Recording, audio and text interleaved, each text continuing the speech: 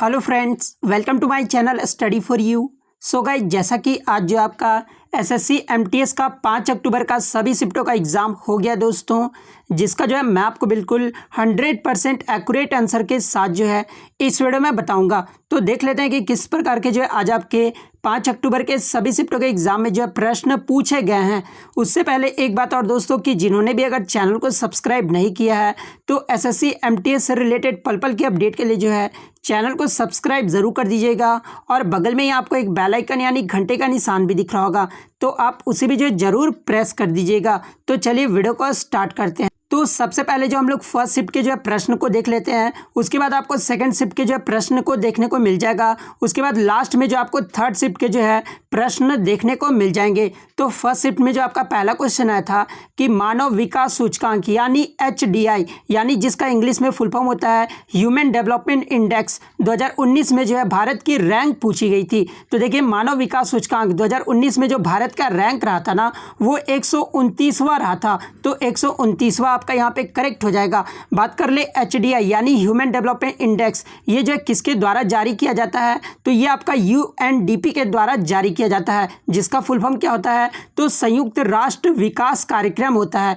और इंग्लिश में इसका फुल फॉर्म होता है यूनाइटेड नेशंस डेवलपमेंट प्रोग्राम होता है। तो ये भी आपको ध्यान में रखना है। वहीं अगर बात कर ले 2019 में प्रथम स्थान पे कौन सा देश रहा था, तो देखिए मैं आपको बता दूं कि लगातार 4 वर्षों तक जो है ये HDI में नॉर्वे जो है ये पहले स्थान पे रहा है। तो ये भी आपको ध्यान में रखना है। वहीं अगर 2020 में पूछा जाए कि भारत की रैंक क्या रही थी HDI में, तो 2020 में जो भारत की रैंक रहा था ना, वो 189 देशों में भारत जो है 131वें स्थान पे रहा था। यहाँ पे 101वां नहीं, 131वां आपका फिर करेक्ट हो जाएगा। तो ये भी आपको ध्यान में रखना है।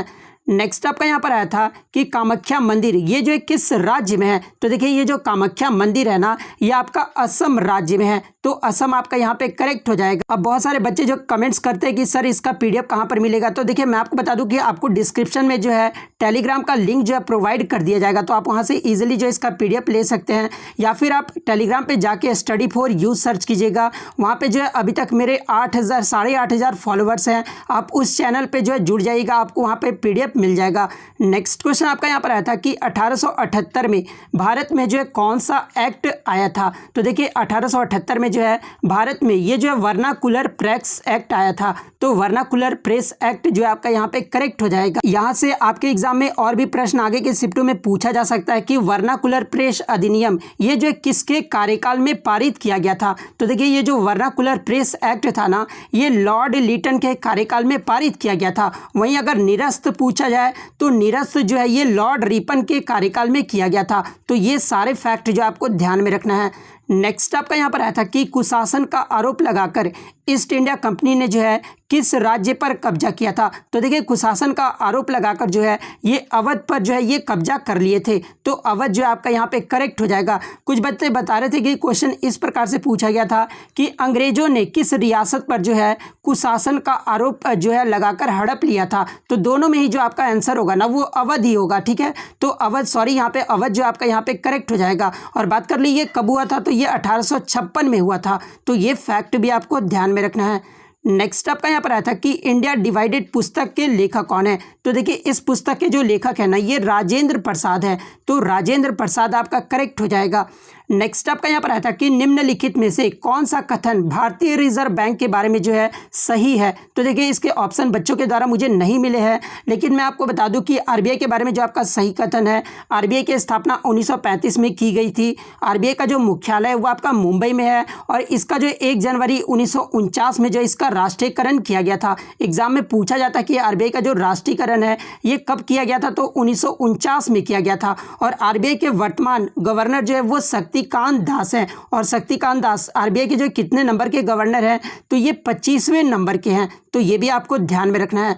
नेक्स्ट आपका यहाँ पर आया था कि प्लासी के युद्ध के बाद बंगाल का नवाब कौन था। तो देखिए प्लासी का जो युद्ध है ना, ये आपका 23 जून 1757 को हुआ था। और इसके जो बाद में बंगाल के नवाब बने थे, ये मीर जाफर बने थे। तो मीर जाफर आपका करेक्ट हो जाएगा।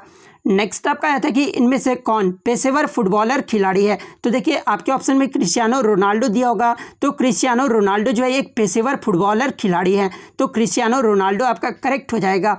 नेक्स्ट आपका यहाँ पर आया था कि भारत के किस ओपनर बल्लेबाज ने जो है अपने डेब्यू टेस्ट मैच में शतक लगाया है। तो देखिए भारत के किस ओपनर बल्लेबाज ने, तो ये रोहित शर्मा ने जो है लगाया है। तो रोहित शर्मा आपका यहाँ पे करेक्ट हो जाएगा। मैं आपको बता दूं कि रोहित शर्मा ने जो है 9 नवंबर 2013 को कोलकाता के ईडन गार्डन मैदान में जो है वेस्ट इंडीज के खिलाफ अपने जो है डेब्यू मैच में जो है ये शतक लगाए थे। लेकिन कुछ बच्चे ये बता रहे थे, क्वेश्चन ये नहीं पूछा गया था, पूछा गया था कि भारत के किस ओपनर बल्लेबाज ने जो है अपने डेब्यू टेस्ट मैच में दोनों इनिंग में जो है शतक लगाए थे। जैसा कि आपको पता है कि टेस्ट मैच में जो है 2 इनिंग होते हैं और दोनों इनिंग में पूछा गया था। तो देखिए अगर दोनों इनिंग का पूछा गया होगा ना तो फिर आपका शिखर धवन आपका करेक्ट आंसर हो जाएगा। तो आप कमेंट करके बता दीजिएगा कि आपका जो है क्या पूछा गया था। नेक्स्ट आपका यहाँ पर आया था कि मेटल्स का जो प्रॉपर्टीज पूछा गया था। तो देखिए इसके ऑप्शन मुझे मिले नहीं है, लेकिन मेटल यानी धातु के जो गुण होते हैं ना, ये इसका हाई मेल्टिंग पॉइंट्स होता है, गुड कंडक्टर ऑफ इलेक्ट्रिसिटी होता है, गुड कंडक्टर ऑफ हीट होता है, हाई डेंसिटी इसका होता है और मैलिएबल एंड डक्टाइल होता है। तो ये सब जो होते हैं वो मेटल के प्रॉपर्टीज होते हैं। तो इनमें से जो भी दिया होगा वो आपका करेक्ट आंसर हो जाएगा। नेक्स्ट आपका यहाँ पर आया था कि हाफिज ये जो है कौन सी शताब्दी के कवि है। इसका ऑप्शन मुझे मिला नहीं और आंसर भी मुझे पता नहीं है। अगर जिन भी कैंडिडेट्स को इसका आंसर पता है तो वो कमेंट करके बता सकते हैं। नेक्स्ट आपका यहाँ पर एक और क्वेश्चन जी को पूरा मुझे नहीं मिला है कि 2007 में कोई स्कीम आया था जो कि पेरेंट्स और चिल्ड्रन के रिगार्डिंग आया था, जिसमें गवर्नमेंट जो है बच्चों को लिए खर्च देगा। इस प्रकार से क्वेश्चन आपका दिया हुआ था कोई स्कीम के बारे में। तो जो भी कैंडिडेट्स को पता है वो कमेंट करके बता सकते हैं। अब बात कर लेते हैं सेकंड शिफ्ट के बारे में। तो सेकंड शिफ्ट में जो आपका पहला क्वेश्चन आया था कि IMF जिसका फुल फॉर्म होता है इंटरनेशनल मॉनेटरी फंड, वर्तमान में जो है इंडियन चीफ इकोनॉमिस्ट ये जो है कौन है। तो वर्तमान में जो इंडियन चीफ इकोनॉमिस्ट है ना IMF के, ये गीता गोपीनाथ हैं। और गीता गोपीनाथ जो है पहली महिला मुख्य अर्थशास्त्री बनाई गई है। तो गीता गोपीनाथ आपका करेक्ट आंसर हो जाएगा। नेक्स्ट आपका यहाँ पर आया था कि भारतीय संविधान का अनुच्छेद ये जो 32 है ये किससे संबंधित है। तो देखिए अनुच्छेद 32 जो है ये आपका संवैधानिक उपचार के अधिकार से संबंधित है। तो संवैधानिक उपचार के अधिकार जो आपका यहाँ पे करेक्ट हो जाएगा।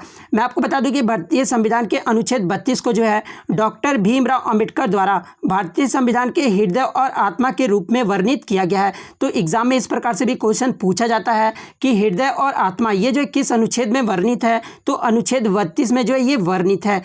नेक्स्ट आपका यहाँ पर आया था कि बंगाल विभाजन ये जो है किसके शासन काल में हुआ था। तो देखिए मैं आपको बता दूं कि बंगाल विभाजन जो आपका कब हुआ था, तो 1905 में हुआ था। और उस समय जो कार्यकाल था वो लॉर्ड कर्जन के कार्यकाल में हुआ था। तो लॉर्ड कर्जन आपका यहाँ पे करेक्ट हो जाएगा। नेक्स्ट आपका यहाँ पर आया था कि मौलिक अधिकार यानी फंडामेंटल राइट ये जो किस अनुच्छेद में आते हैं। तो देखिए ये जो मौलिक अधिकार है ना, ये संविधान के भाग 3 और अनुच्छेद 12 से 35 तक में जो है मौलिक अधिकारों का विवरण किया गया है। तो ये आपका जो यहाँ पे करेक्ट आंसर हो। और आपको कमेंट करके जवाब देना है दोस्तों कि फंडामेंटल ड्यूटी ये जो है किस अनुच्छेद में आते हैं। ये जो आपको कमेंट करके जरूर जवाब देना है। नेक्स्ट आपका यहाँ पर आया था कि चेराओ नृत्य ये जो है किस राज्य का है। तो देखिए ये जो चेराओ नृत्य है ना, ये मिजोरम राज्य का नृत्य है। तो मिजोरम आपका यहाँ पे करेक्ट आंसर हो जाएगा।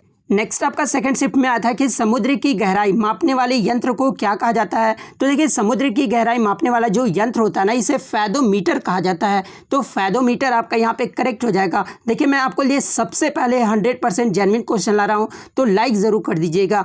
उसके बाद आपका पूछा गया था कि AC को DC में जो है किसके द्वारा परिवर्तित किया जाता है। तो देखिए AC को DC में जो है ये रेक्टिफायर के द्वारा जो है परिवर्तित किया जाता है। तो रेक्टिफायर आपका यहाँ पे करेक्ट आंसर हो जाएगा।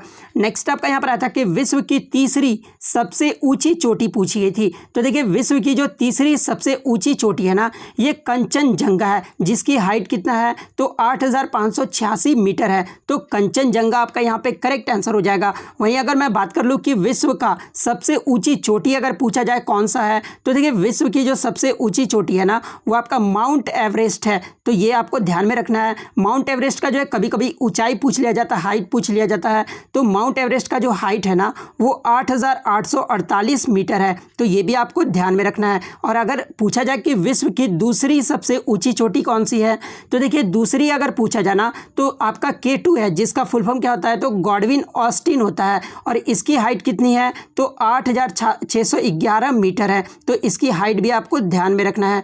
नेक्स्ट आपका यहाँ पर आया था कि गारो खासी और जयंतिया पहाड़ियाँ जो है ये किस राज्य में स्थित है। तो देखिए गारो खासी जो पहाड़ियाँ है ना ये आपका मेघालय राज्य में स्थित है। तो मेघालय आपका करेक्ट हो जाएगा।